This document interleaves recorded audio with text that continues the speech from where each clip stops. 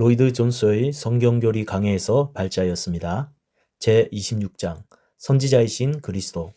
세상에는 아주 품위 있게 살면서도 문제와 혼란으로 가득 찬 사람들이 있습니다. 이들은 철학이나 이성을 통해 자신의 문제를 해결하려고 온갖 방법을 다 써봅니다. 그러나 우리가 정직하다면 이러한 수단들을 통해서는 삶의 문제를 이해할 수도 해결할 수도 없다는 사실을 인정하지 않을 수 없습니다. 나는 다음과 같이 말한 프랑스의 위대한 수학자 파스칼의 말에 동의합니다. 이성의 최고 성취는 이성의 한계를 우리에게 보여준 것이다. 우리가 파스칼의 명제에서 시작하지 않는다면 어둠 속에 헤매게 될 것이며 현대 세계는 자신이 도대체 어디로 가고 있는지 모를 것입니다. 철학자들과 선생들이 정직하다면 이 점을 인정할 것입니다. 우리는 어떻게 대답해야 합니까? 우리 대답은 밖에서 오는 빛이 필요하다는 것입니다. 우리에게 그 빛이 있습니다. 바울은 고린도전서 1장 21절에서 이 세상이 자기 지혜로 하나님을 알지 못하는 고로 라고 말합니다. 사람들은 하나님이 계시다는 것을 언제나 의식해 왔지만 사고나 이성으로는 하나님께 이를 수 없습니다. 그래서 하나님께서는 흔쾌히 자신을 계시해 주셨습니다. 우리가 주장하는 바는 성경이 하나님의 말씀이며 따라서 권위가 있다는 것입니다. 우리는 이 책이 하나님의 말씀을 담고 있다고 말하지 않으며 이 책이 하나님의 말씀, 곧 믿음과 행위의 모든 문제에 있어 무한 말씀이라고 말합니다. 성경이 우리의 출발점이었습니다. 모든 교리 지식은 성경에서 나온 것입니다.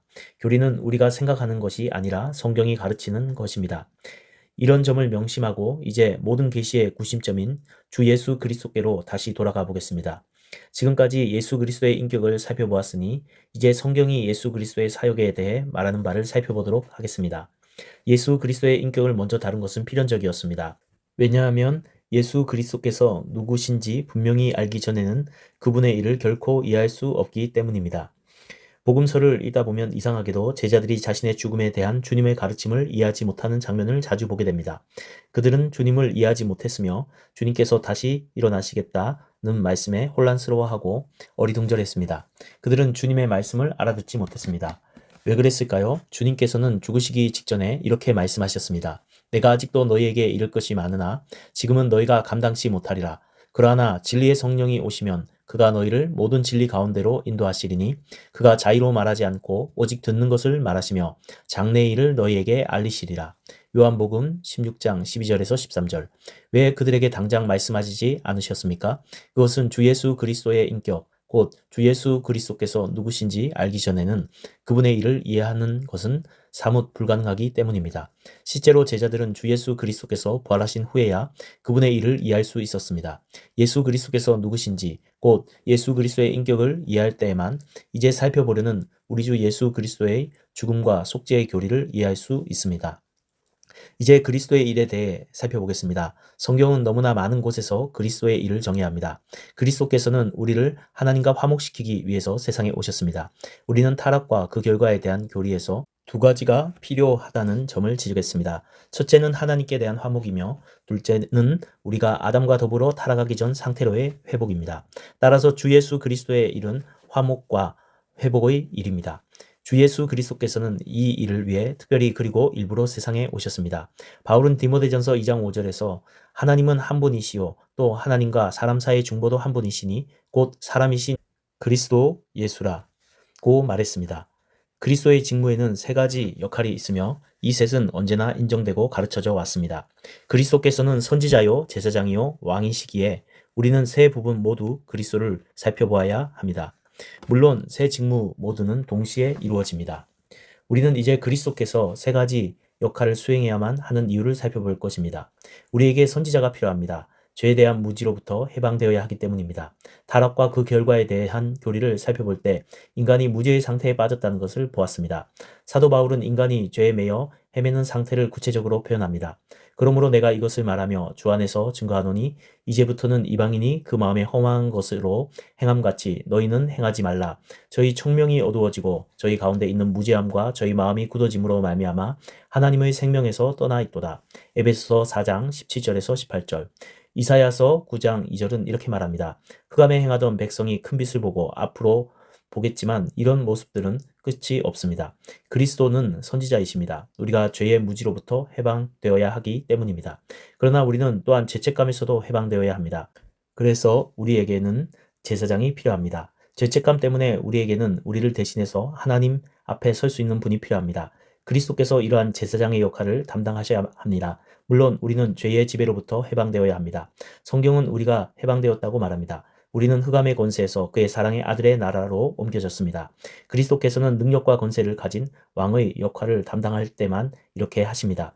오직 왕으로서 그리스도께서는 우리를 해방하시고 그가 다스리시며 우리가 시민이 되는 그 나라로 옮기십니다. 선지자이신 그리스도는 우리와 함께 하신 하나님을 대표합니다. 그리스도께서는 하나님을 대신해서 말씀하시며 하나님으로부터 우리에게 말씀하십니다. 그러나 제사장이신 그리스도는 우리를 대신해서 하나님께 말씀하십니다.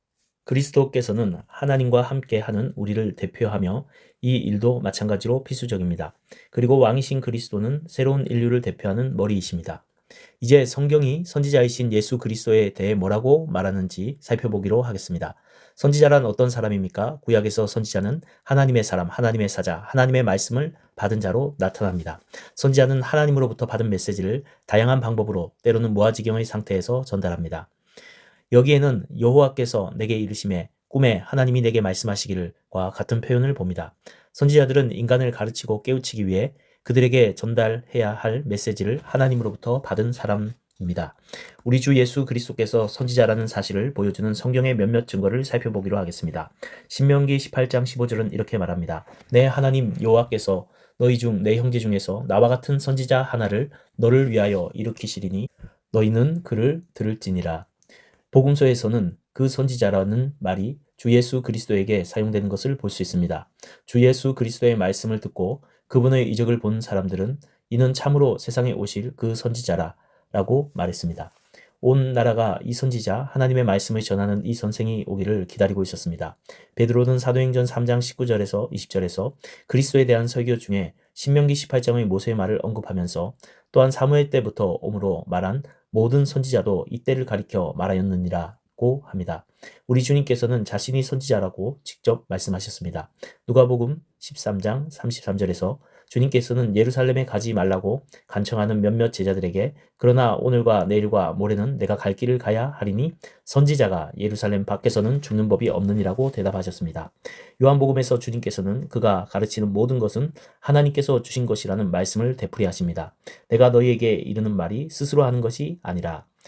요한복음 14장 10절. 또다시 한번 요한복음 8장 26절에서 주님은 이렇게 말씀하셨습니다. 나를 보내신 이가 참되심에 내가 그에게 들은 그것을 세상에게 말하노라. 주님께서는 선지자로서 자신에게 주어진 메시지를 말씀하고 계셨습니다. 요한복음 12장 49절에서 50절에서도 같은 말씀을 찾아볼 수 있습니다. 내가 내 자의로 말한 것이 아니요 나를 보내신 아버지께서 나의 말할 것과 이를 것을 친히 명령하여 주셨으니 나는 그의 명령이 영생인 줄 아노라. 그러므로 나의 이르는 것은 내 아버지께서 내게 말씀하신 그대로 이르노라. 사람들은 우리 주님의 선지자라는 사실을 인정했습니다. 이는 그 가르치시는 것이 권세 있는 자와 같고 저희 서기관들과 같지 아니함 일러라. 마태복음 7장 29절. 따라서 우리 주님께서 모세가 예언한 그 선지자라는 분명한 증거가 있습니다. 어떤 면에서 우리 주님께서는 이러한 선지자의 역할을 행하셨습니까? 첫째, 우리 주님께서는 성육신 이전, 심지어 이 땅에 오시기 이전에도 선지자 역할을 하셨습니다. 요한복음 1장 9절은 참빛 곧 세상에 와서 각 사람에게 비치는 빛이 있었나니 라고 말합니다. 이것은 지식과 빛을 주는 로고스 곧 하나님의 말씀이신 그리스도에 대한 교리입니다.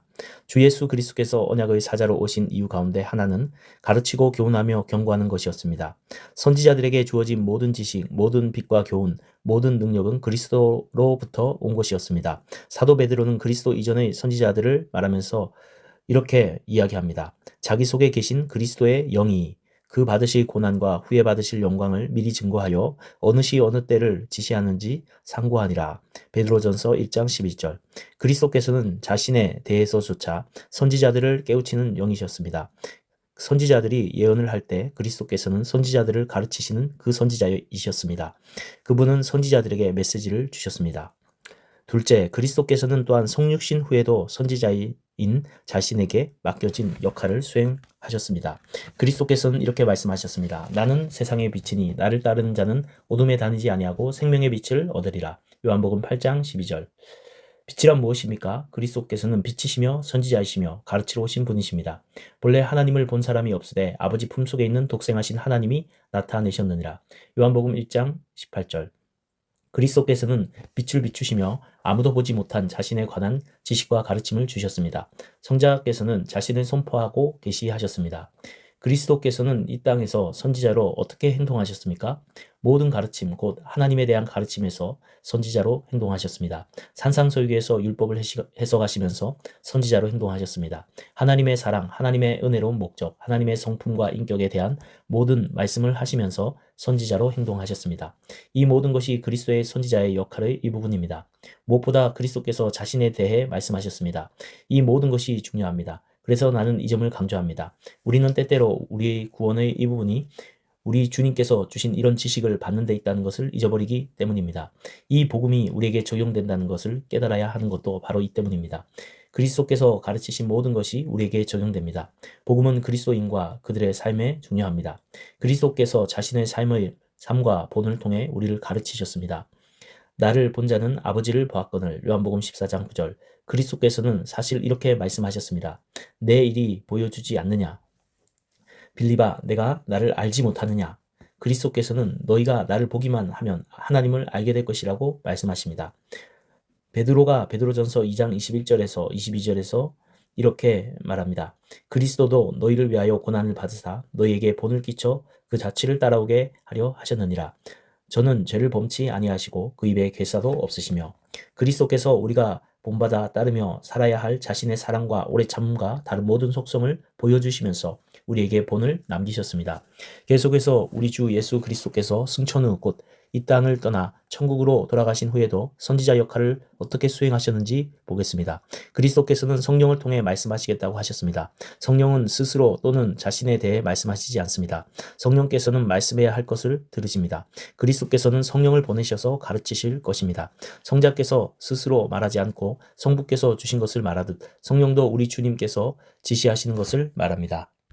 우리가 세상의 영을 받지 아니하고 오직 하나님께로부터 온 영을 받았으니 이는 우리로 하여금 하나님께서 우리에게 은혜로 주신 것들을 알게 하려 하심이라. 고전 2장 12절. 신약 성경의 한 권 한 권 모두 성령의 인도와 통제를 받았습니다. 그리스도께서는 성령으로 교회를 인도하시면서 여전히 선지자 역할을 수행하셨습니다. 그리스도께서는 신약 성경이 형성될 때에도 교회를 인도하셨습니다. 그리스도께서는 정경에 무엇을 포함시킬 것인가에 대해서도 교회를 인도하셨습니다. 약속하신 대로 교회를 모든 진리 가운데로 인도하셨습니다. 우리 주님께서는 우리 안에서도 선지자 역할을 하십니다. 바울이 고린도전서 2장에서 말하듯이 주님께서는 지금도 성령을 통해 영적인 것에 관해 우리를 가르치십니다. 마지막으로 우리 주 예수 그리스도께서는 우리를 마침내 흠없는 상태로 하나님 앞에 세우실 때까지 선지자 직무를 계속하실 것입니다. 주님께서는 우리가 주님을 배울 때까지 주님의 영광, 주님께서 천지창조 전에 성부와 나누신 영광을 우리가 나눌 때까지 선지자 직무를 계속하시겠다는 최종적인 진리를 우리에게 보여주셨습니다. 우리 주님께서는 우리가 하나님을 배울 때까지 영광 가운데 하나님을 배울 때까지 우리를 인도하시며 가르치실 것입니다. 우리의 복되신 주님께서 권자이시며 선지자라는 사실을 잊을 수 없으며 잊어서도 안 됩니다. 선지자이신 주님께서는 세상이 갖지 못했던 빛과 지식을 가져다 주셨습니다. 우리 주님께서만이 우리를 하나님께로 인도하고 우리가 바라는 하나님에 대한 지식을 주실 수 있습니다. 마침내 모든 지식과 교훈을 죄의 무지와 어두운 가운데 길 잃은 사람들에게 주시는 분이 바로 우리 주 예수 그리스도이십니다.